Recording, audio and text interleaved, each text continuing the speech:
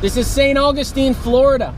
This is the oldest continuously inhabited town or city in the United States of European origin.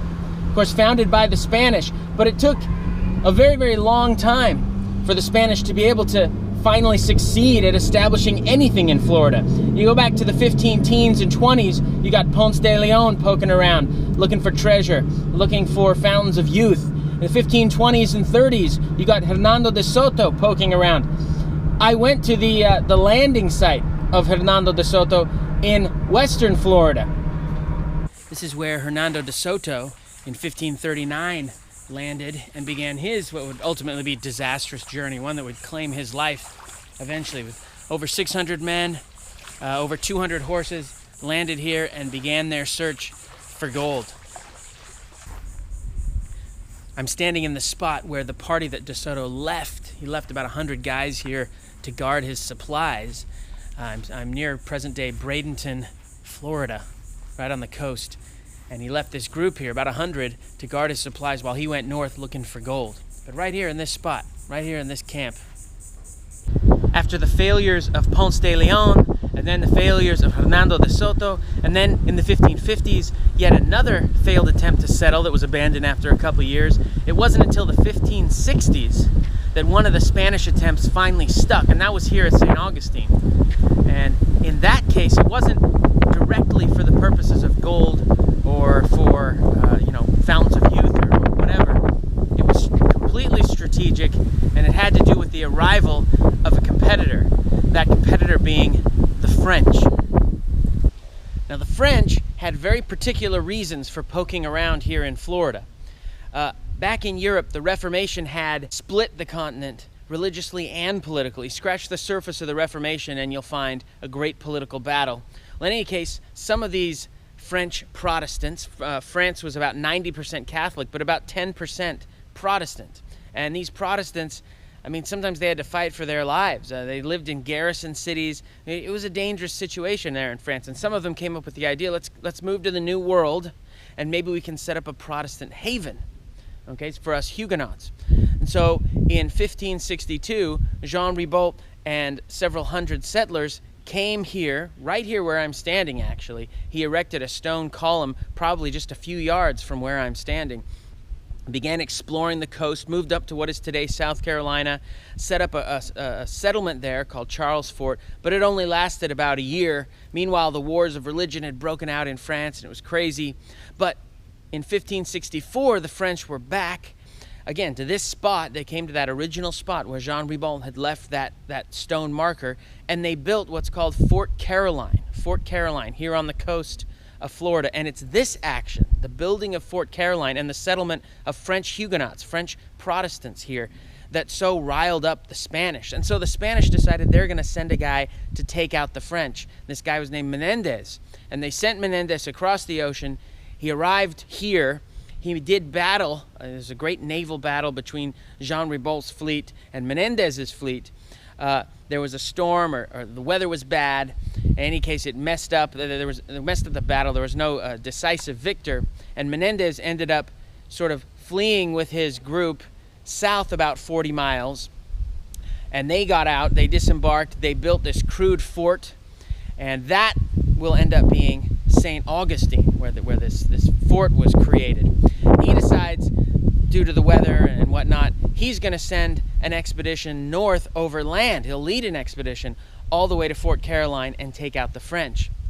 Well, it just so happens that Jean Ribault had the same idea, except by sea. He sent his fleet by sea down to St. Augustine to take it out. So now you've got these two forces, one heading down by sea, one heading up by land, both intent on taking each other out.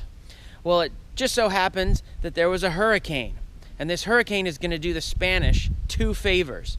First of all, it's going to help the Spanish overland expedition led by Menendez to surprise attack Fort Caroline. They're not expecting an attack due to the weather conditions. There's no way the Spanish are going to be, creeping up on them. But that's exactly what the Spanish were doing, and they were able to surprise the Fort Carolinians and really kill most of them. except for the women and children and a very small handful of men and a few that escaped, they executed everybody. It was very brutal. And by some accounts, they hung their bodies off of the sides of the walls.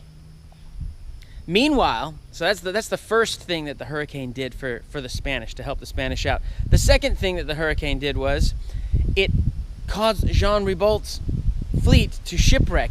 That same hurricane moved down the coast, blew the French fleet off course, completely off course. They went about 40 miles south of St. Augustine and then shipwrecked.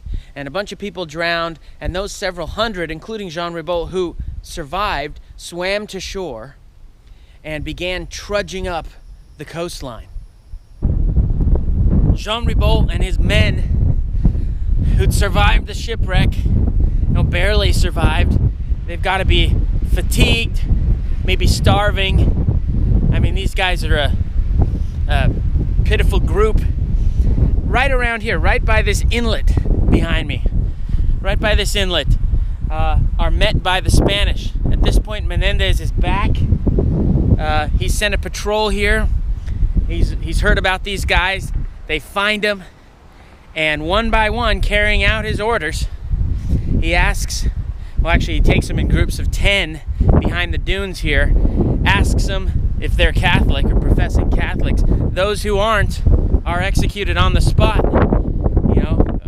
by knife. They're all killed.